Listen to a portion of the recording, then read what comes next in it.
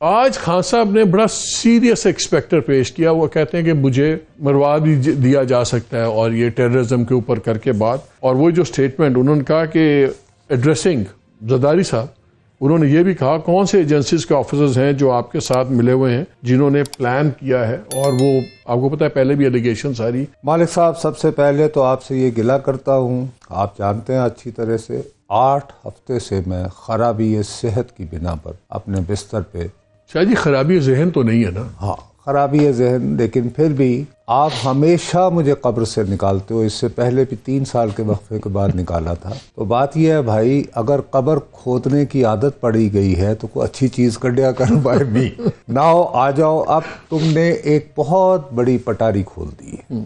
सबसे पहले मैं ये चाहूंगा कि इसी सवाल पर फोकस करें कि आसिफ अली जरदारी साहब की साजिश। अब हर बंदे का एक ट्रैक रिकॉर्ड होता है ना।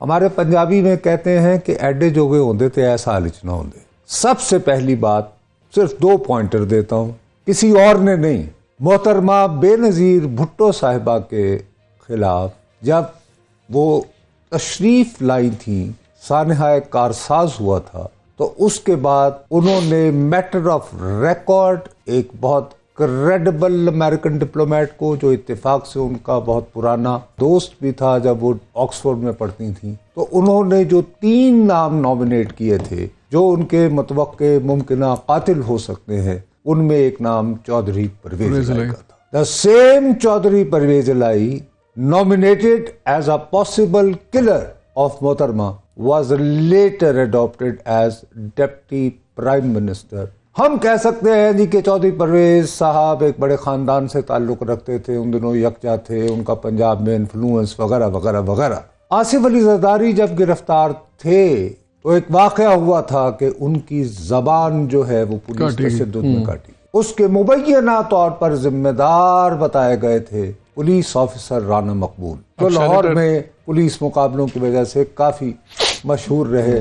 दुरुस्त या गलत? सही बात। अब वो राना मकबूल साहब इस वक्त पीपल्स पार्टी के इत्तेहादी, पीपल्स पार्टी के साथ जो है सेनेट में बेंचेस शेयर करते हैं। आसिफ जरदारी में इतनी हिम्मत होती तो अगर परवेज को भुला दिया था तो कम से कम राना साहब ने तो किसी तरह कोई भी कह करवा दे। लेकिन छोड़ो, हो सकता है ये हो, लेकिन इमरान साहब आप क्या ज्यादती कर रहे हैं? वो ये कह रहे हैं कि ये आसिफ जरदारी अकेला नहीं कर रहा, इसमें उनकी मुआवनत कौन कर रहे हैं? हसास तरीन इदारा समझे माना इस मुल्क का सबसे बड़ा ताकतवर इदारा। अब तुम मुझे बताओ, थ्रू आउट जब so called war on terror हो रही थी तो आप पे इल्जाम क्या लगाता था अमेरिका? कि ये डबल गेम करते हैं, माल हमसे लेते हैं, साथ में उधर भी आंख लगाते हैं। Being the former prime minister, जिनके पास तमाम सेंसिटिव इंफॉर्मेशन की एक्सेस होती है, जितनी भी दी जाए इन बेचारों को,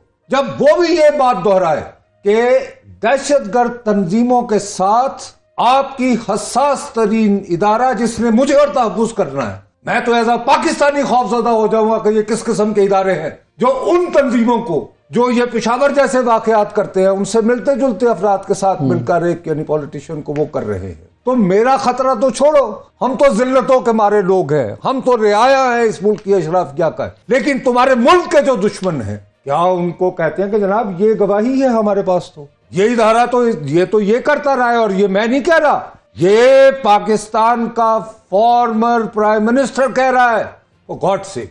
तो जरा थोड़ी सी एहतियात करें। उनसे फरियाद की जा सकती है इमरान खान साहब के इस तरह के इल्जामात लगाने से पहले खुदा के लिए अपनी स्टोरी को प्रॉपरली उसको इस तरह शेप न करे कि हम सारे बहसियत कौम ही बदनाम हो और हम सब में भी इनसिक्योरिटी फैले। फिर तो तुम में भी इनसिक्योरिटी फैलेगी ना, कि तुम अभी बोलते हुए कोई फिक्रा कहो, वो कोई उन्हें न कर दे तो वो किसी कलदम तंजीम को कहेंगे कि यार अंते खड़का। मैं सिर्फ ये बड़ी साहब, 2 सूबों में आपके हुकूमत ही कोई नहीं है, IMF आपसे डील नहीं कर रही, आप होश के नाखून लें। भट्टी साहब, इससे पहले कि मैं सिर्फ मैं वजाहत करना चाहता हूं भाईजान, आपकी बातों से कुछ इस तरह का तासुर मिला है कि जैसे मैं खुदा न खास्ता इमरान खान साहब को ये कह रहा था कि इदारों पर ये इल्जाम न लगाएं। मेरी जान, मेरी तो सारी जिंदगी नहीं, हरगिज़ नहीं। मैं कम से कम इदारों का दिफा करने यहाँ नहीं बैठा।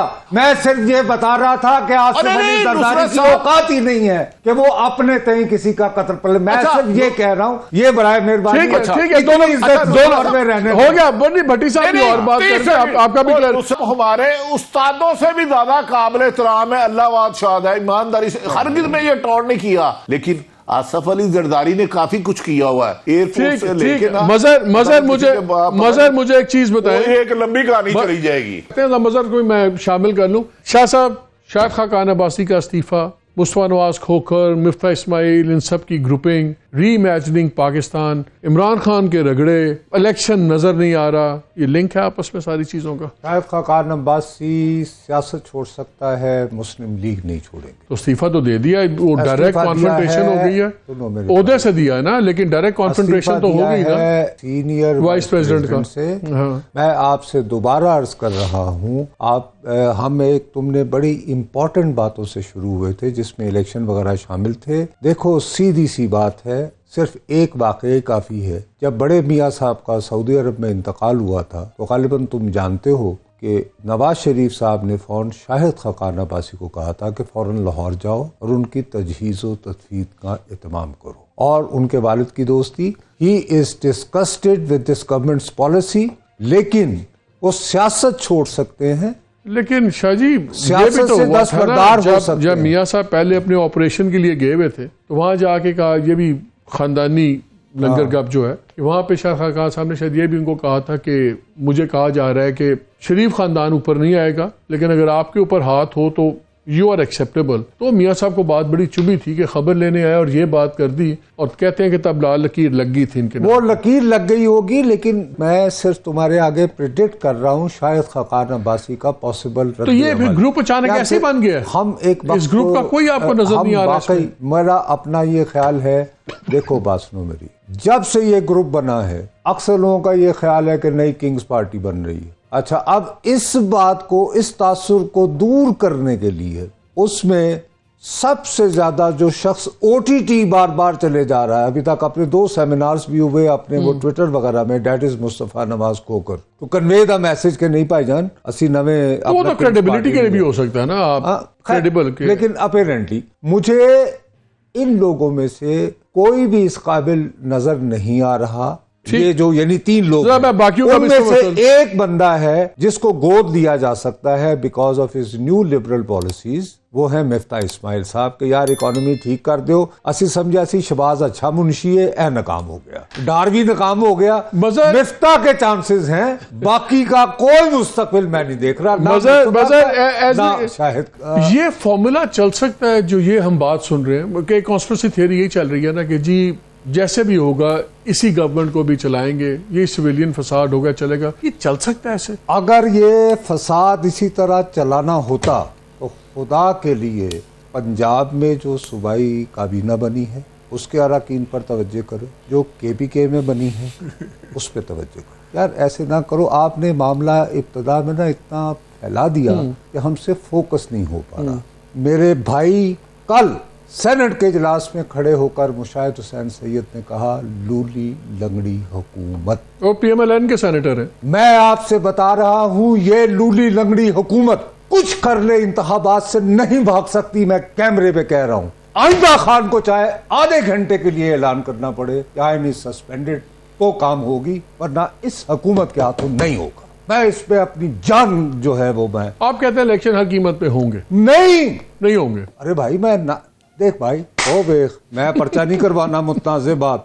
अभी तक तुम ये नहीं पता कर पाए कि शंदाना ने मुतनाज़े बात क्या की है। वो कह रहे मैं नीचे जाऊं पता चले कि हथकड़ी ना बंदे ने क्या जी मुतनाज़ा गल करके आए हो, लाइव तुम्हारा प्रोग्राम जा रहा है। ओ खुदा का वास्ता है, 3 महीने शायद वो कह रहे हैं पेशावर ब्लास्ट और इंस्टीट्यूशंस पे कोई बात की है। ओ भाई वो उन्होंने की या नहीं की ना, लेकिन अभी तक हमें कंफ्यूजन ही है ना। मैं उस जगह मैं क्या होगा शाह जी? मैं थोड़ा वेरी क्विकली मैं सिर्फ ये मेरे क्लोजिंग कमेंट ये नहीं कह रहा हूं कि इलेक्शन होंगे या नहीं होंगे।